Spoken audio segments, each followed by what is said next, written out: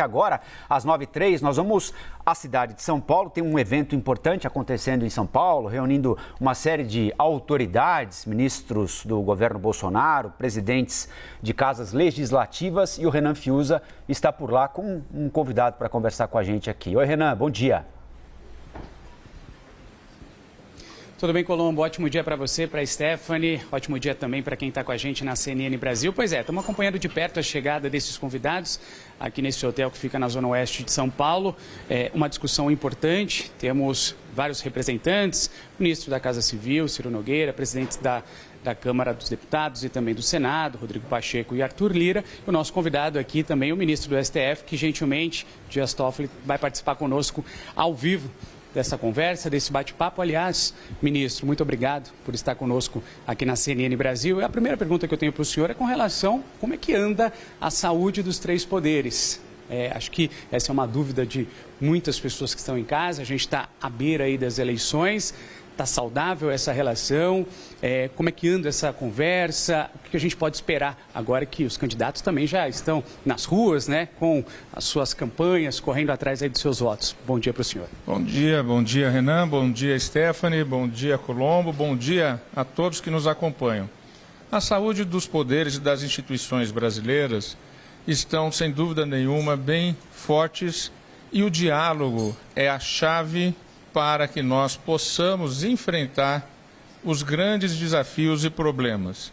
Da ótica do judiciário, sempre coloco em questão exatamente as promessas da Constituição, de um país que seja mais justo, mais solidário, sem desigualdades sociais e sem discriminações.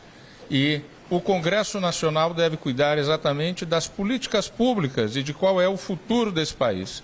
O Executivo executar essas políticas públicas e o judiciário solucionar os conflitos e pacificar a sociedade naquilo que há de confronto e de dúvidas e de conflitos. Ministro, a gente está com uma pergunta agora que vem do estúdio. Fiquem à vontade, Colombo, Stephanie, Basília também vai participar conosco aqui da conversa. Obrigado, Renan. Obrigado ao ministro Dias Toffoli pela atenção com a CNN, ao Rafael Colombo aqui. Ministro, queria que o senhor dissesse para a gente, o senhor é um ministro que tem trânsito com as Forças Armadas, por exemplo. Qual é o ânimo das Forças Armadas, a disposição das Forças Armadas para o processo eleitoral? O senhor acha que há uma intenção de colaboração?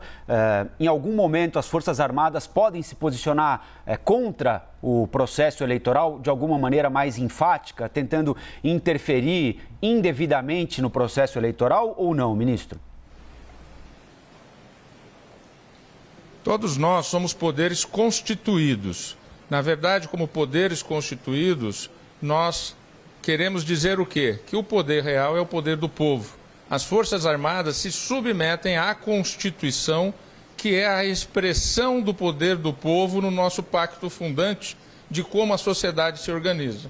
E, nesse sentido, as Forças Armadas se submetem às ideias, aos princípios e às normas legais, e no Brasil as Forças Armadas têm consciência de que elas estão a serviço da Constituição e do Estado brasileiro. E no aspecto eleitoral, as Forças Armadas sempre contribuíram e muito com a logística da realização das eleições, principalmente naqueles locais mais difíceis de acesso, principalmente na região amazônica. Eu penso que continuará a ser dessa forma, de uma maneira tranquila e dentro dos parâmetros democráticos. Ministro, a Basília Rodrigues, nossa analista de política, quer fazer uma pergunta ao senhor também. Oi, Basília. Oi, Colombo. Ministro, obrigada pela entrevista e, claro, ao nosso colega Renan. Ministro, por favor, eu gostaria de saber quais são as chances, sob a sua perspectiva, do Brasil ser palco de um novo 6 de janeiro, a exemplo dos Estados Unidos, com a invasão do Capitólio americano, daqueles que não aceitaram a vitória de Biden contra Trump. Então, aqui no Brasil, quais são as chances nesse jogo acirrado, né, entre Lula, Bolsonaro ou qualquer que venha a vencer as eleições, do Brasil ser palco de um ataque assim contra as instituições?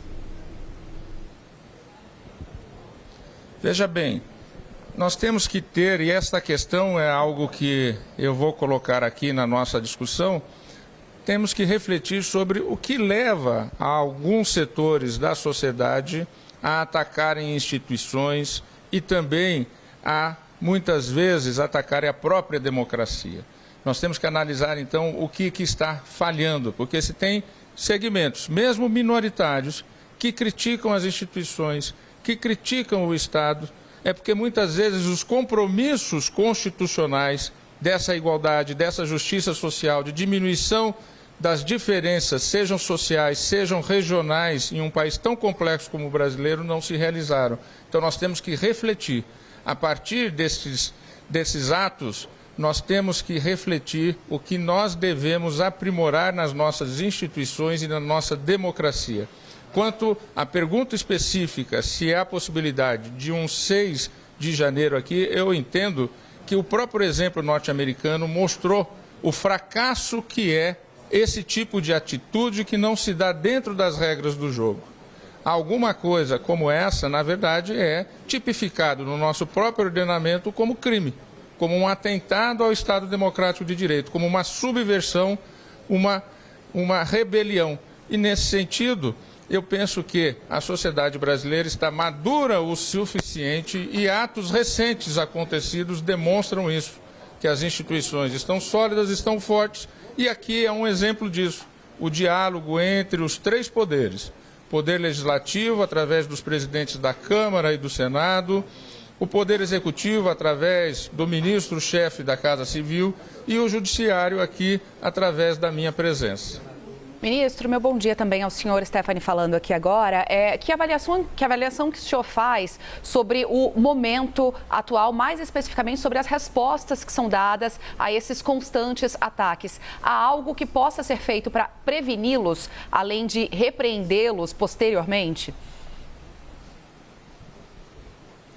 A sociedade tem dado uma resposta muito firme de que a democracia é o locus para se resolver os desafios da nossa sociedade. Foi em democracia que nós resolvemos, por exemplo, o problema da dívida externa. Foi em democracia que nós resolvemos o problema de ter uma moeda confiável e enfrentar a inflação. Foi na democracia que o Estado criou mecanismos sociais de compensação e de renda aos mais desvalidos. Foi em democracia que nós criamos parâmetros para a regulação de setores tão importantes para o desenvolvimento social, para o desenvolvimento econômico e para que nós tenhamos um futuro promissor.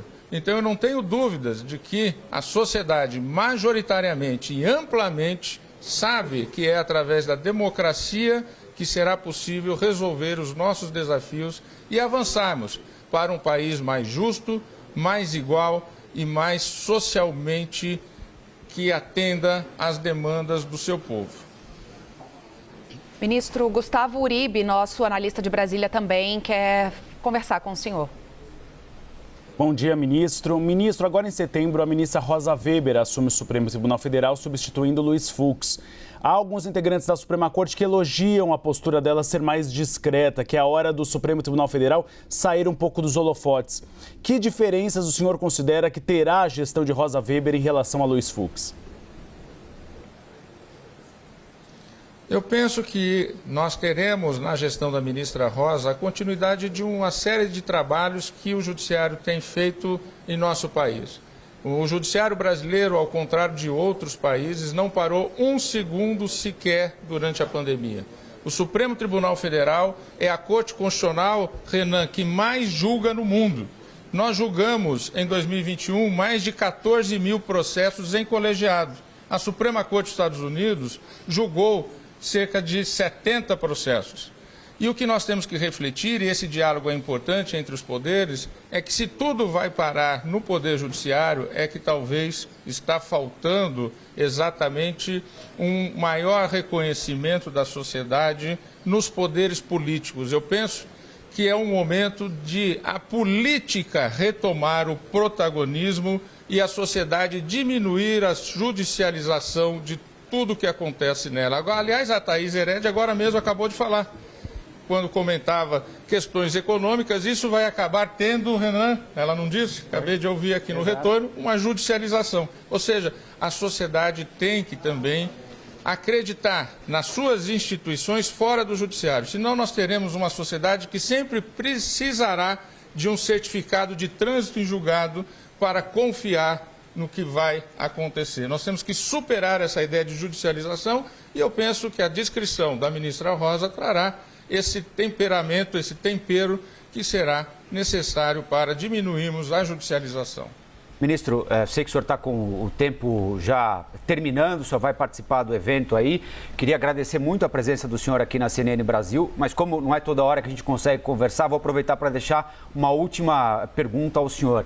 O senhor acha que o dia 11 de agosto, aqueles eventos de 11 de agosto, especialmente na Faculdade de Direito do Largo São Francisco, e a posse do ministro Alexandre de Moraes na terça-feira passada, se esses eventos conversam entre eles e também qual é a expectativa do senhor para o 7 de setembro? O 7 de setembro passado foi traumático do ponto de vista institucional, né? E há convocação de manifestações para esse 7 de setembro, no Rio com participação de Forças Armadas, no mesmo local onde vai haver uma manifestação política. Então, esses dois aspectos, o 11 de agosto mais a posse e o 7 de setembro. Não há dúvida, Colombo, que o 11 de agosto e a posse com tantas autoridades e a presença de todos os poderes dialogam, sim, dialogam numa maturidade institucional. O 11 de agosto mostrando o que a sociedade deseja. A sociedade deseja continuar vivendo e enfrentando os seus desafios através da democracia e do sistema de resolução de conflitos, através da força da eleição, da força política dos representantes eleitos. E, por outro lado, o poder constituído, na terça-feira agora, no dia 16, na posse do ministro Alexandre, mostrando a complexidade do nosso país com a presença do presidente da República, que é o chefe de Estado, dos presidentes do Legislativo, Câmara e Senado, presidente do Supremo, 22 governadores, mostrando a complexidade e a força da nossa federação e o reconhecimento na Justiça Eleitoral. O reconhecimento de que a Justiça Eleitoral é a garante de que o voto dado é o voto computado. Foi para isso que a Justiça Eleitoral foi criada, exatamente para se evitar fraudes. E é isso que ela tem feito em mais de 70 anos de existência. Colombo, Stephanie, Basília e Uribe, em nome do nosso time aqui da CNN, gostaria muito de agradecer o senhor aqui. A gente precisa liberar o ministro e tantas outras autoridades que estão aqui para o evento começar. Ministro, muito obrigado pela gentileza de estar conosco aqui na CNN Brasil. Muito obrigado, Renan. Muito obrigado a todo o time da CNN e a todos que nos acompanharam. Um bom dia a todos. Bom dia, muito obrigado, ministro. Valeu, Renan, pela oportunidade. O Renan vai contar para a gente como é que prossegue o evento, é isso? Tem muita coisa para acontecer aí hoje, você vai acompanhar e trazer detalhes para a gente depois, não é isso, Renan, na nossa programação aqui? É isso, Colombo, é isso. A gente está aqui junto de tantas outras autoridades. Temos aqui o ministro da Casa Civil, temos também presidentes da Câmara e do Senado e a gente vai acompanhar tudo de perto essa discussão, como o ministro Dias Toffoli trouxe para a gente, dessa relação dos três poderes, né, judiciário, legislativo e também o executivo. Então, o que a gente pode esperar daqui para frente, né? A gente vai mostrando tudo, com certeza, ao vivo, contando os detalhes aqui na CNN Brasil. Daqui a pouquinho a gente volta.